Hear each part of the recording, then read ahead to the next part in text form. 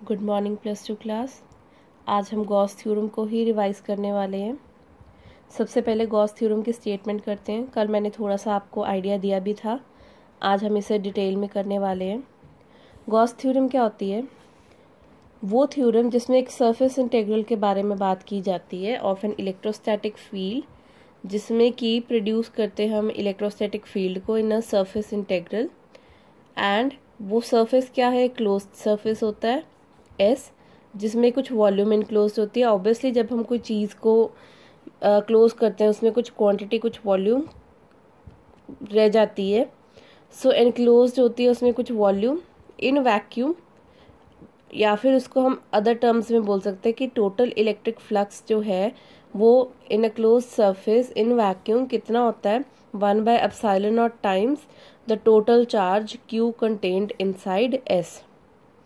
इसमें तीन चीज़ों का ध्यान रखना है। कौन सी? फर्स्ट सरफेस इंटीग्रल आएगा, सेकंड क्लोज्ड सरफेस, और third electric flux, total electric flux. So this is about the statement of Gauss theorem. Mathematically इसको कैसे लिख सकते हैं? फाई के साथ रिप्रेजेंट करते हैं।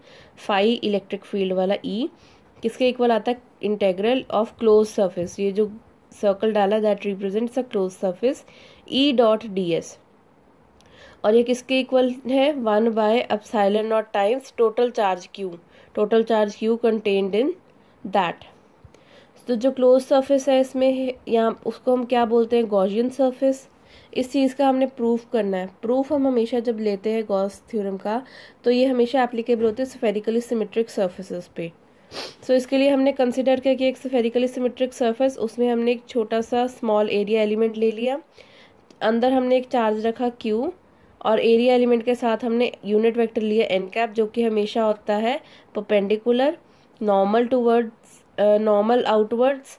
एंड जो इलेक्ट्रिक फील्ड है वो भी कहाँ पे जा रहा है? आउटवर्ड्स डायरेक्शन में।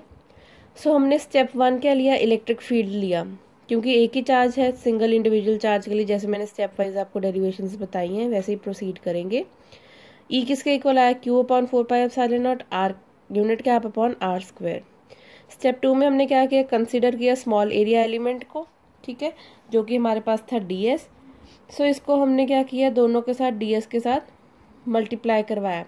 बट यहाँ पे अकेला ds के साथ मल्टीप्लाई नहीं हो सकता। क्यों? क्योंकि यहाँ पे अब हमारे पास n कैप साथ में आ गया, जो हमने पिछले दिन काम किया था कि ई डॉट डी एस किसके इक्वल आएगा?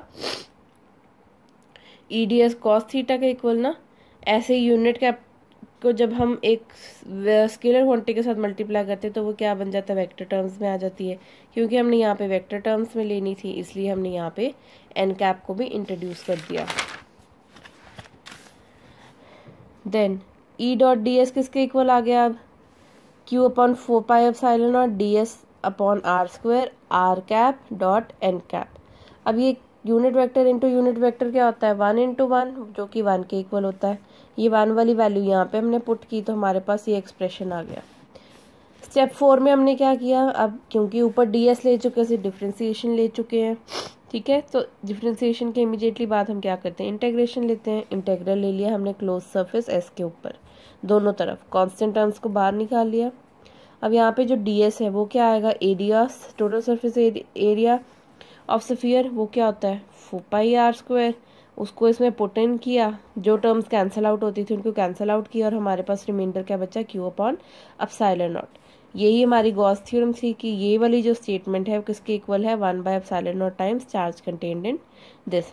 हेंस हमारी गॉस थ्योरम प्रूव हो गई।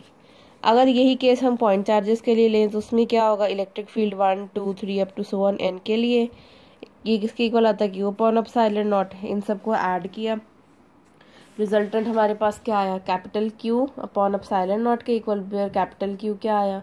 समेशन जो आई QI की, I = 1 और I = n के, क्योंकि ये टोटल है हमारा, टोटल इलेक्ट्रिक फ्लक्स। सो इसमें नोट करना है हमने एक और चीज़ को कि जो electric flux through a close surface is 0 if no charges enclosed by surface. अगर इस सरफेस के बीच में कोई चार्ज नहीं है तो इलेक्ट्रिक फ्लक्स क्या होगा? 0। इट मीन्स कि चार्ज होना ज़रूरी है in a spherically symmetric figure. Next topic is deduction of Coulomb's law from Gauss theorem. Coulomb's law क्या था? Force is directly proportional to Q1 Q2 upon R², ठीक है। और इसमें के कांस्टेंट लगाते थे हम, डाइलेक्ट्रिक कांस्टेंट। सो इसमें स्टेप 1 हमने क्या किया, पहले डायग्राम बनाया, सेम वही डायग्राम है जो हमने पिछली उसमें बनाया था। इसमें हमने एक चार्ज को कंसीडर किया, क्यू को इनसाइड। देन स्टेप 2 में हमने क्या किया, गॉस थ्योरम लगा दी इस पर, क्योंकि हमने गॉस थ्योरम से कूलम लॉ लगाना है, उसमें हम कूलम लॉ से गॉस थ्योरम लगा रहे थे, इसलिए स्टेप 1 उसमें क्या था, गॉस थ्योरम के लिए, कूलम्स लॉ के लिए इलेक्ट्रिक फील्ड को फाइंड आउट करना। इसमें क्या है, हमारे पास गॉस थ्योरम पहले लगानी है। सो गॉस थ्योरम हमारे पास क्या है, ये। अब इसमें जो एंगल बन रहा है वो क्या बन रहा है, 0 डिग्री, क्योंकि ये दोनों पैरेलल डायरेक्शन में है। तो ये क्या बना, cos 0 किसके इक्वल होता है, 1 के। देयरफॉर ई डी एस किसके इक्वल आया, क्यू अपॉन एप्सिलॉन नॉट के। फिर से इसका सरफेस एरिया का हमने फॉर्मूला पुट इन किया और टर्म्स को रीअरेंज किया ई के एक्सप्रेशंस में। ये हमारे पास ई का फाइनल एक्सप्रेशन आ गया। लास्ट एक्सप्रेशन में अब हमें तो फोर्स तक पहुंचना है ना, क्योंकि हमें कूलम्स लॉ तक पहुंचना है। तो फोर्स हमें पता किसके इक्वल होता है, ई का एक्सप्रेशन था हमारे पास मल्टीप्लाइड बाय क्यू नॉट। ये वाले ई का, ये वाला जो ऊपर एक्सप्रेशन आया वो यहाँ पे पुट इन किया, तो हमारे पास क्या आया, एक कूलम्स लॉ आ गया। हेंस हमने ये इस चीज़ को प्रूव कर दिया। I hope you understood the topic. That is all for today. Have a nice day.